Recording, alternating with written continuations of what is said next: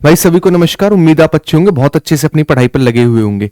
कई लाख स्टूडेंट का डाटा हमारे पास है रेलवे ग्रुप डी की कट ऑफ को लेकर। कल आपको पता है रेलवे ग्रुप डी की आंसर की जारी हुई है और उस आंसर की के आधार पर कुछ साइटों पर जैसे रैंक मित्रा वगैरह पर स्टूडेंट जो है अपनी आंसर की डालते हैं और उनकी रैंक वगैरह आती है, तो उससे एक डेटा निकलता है कि आखिरकार इतनी नंबर वालों के इतने रैंक हैं।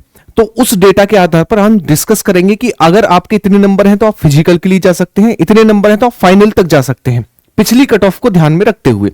अगर मैं बात करूं इस बार कट ऑफ कम जाने का रीजन मैं आपको बताऊंगा, एक बार समझिएगा चीजों को।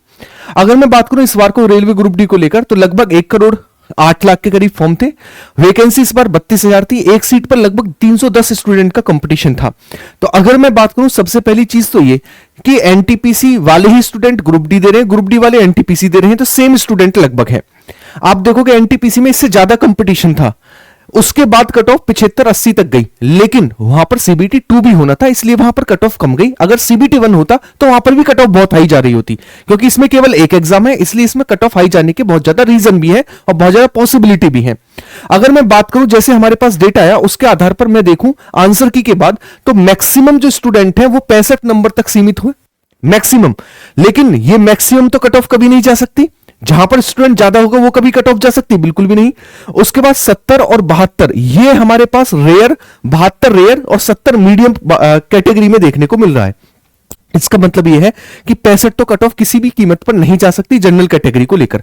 अब कट ऑफ कितनी कितनी जा सकती है फिजिकल के लिए और इन सभी के लिए, उससे पहले अगर आप चैनल पर नए हैं तो चैनल को सब्सक्राइब वगैरह कर लेना, क्योंकि यहां पर कंप्लीट डेटा आपको देखने को मिलेगा रेलवे ग्रुप डी को लेकर, एनटीपीसी को लेकर, इन सभी चीजों को लेकर।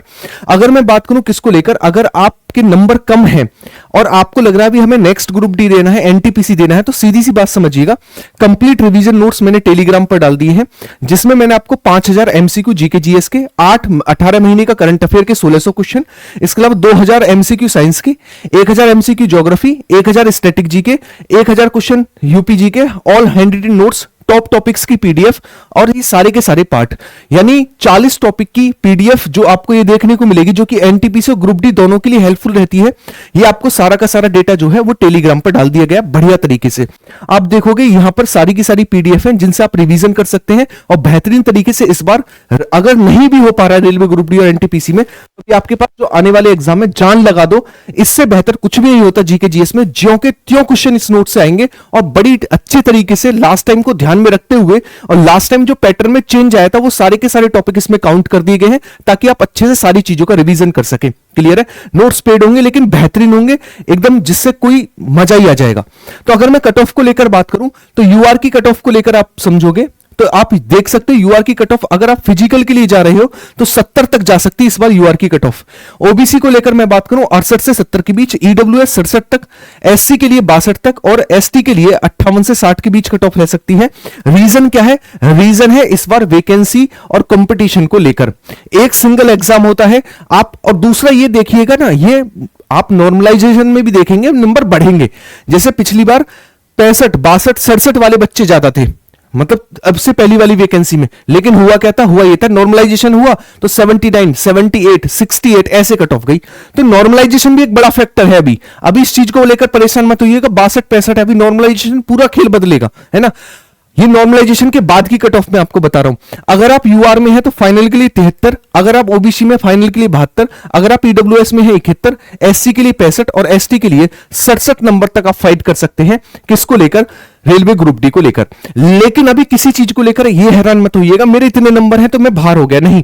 अभी नॉर्मलाइजेशन एक बहुत बड़ा रोल प्ले करेगा। आप देखोगे 65 वाला किस तरीके से 72 तक जाएगा, 67 वाला किस तरीके से 80 तक जाएगा, किस तरीके से अभी उछाल आनी बाकी है, आपकी शिफ्ट इजी है या हार्ड है, इसको लेकर।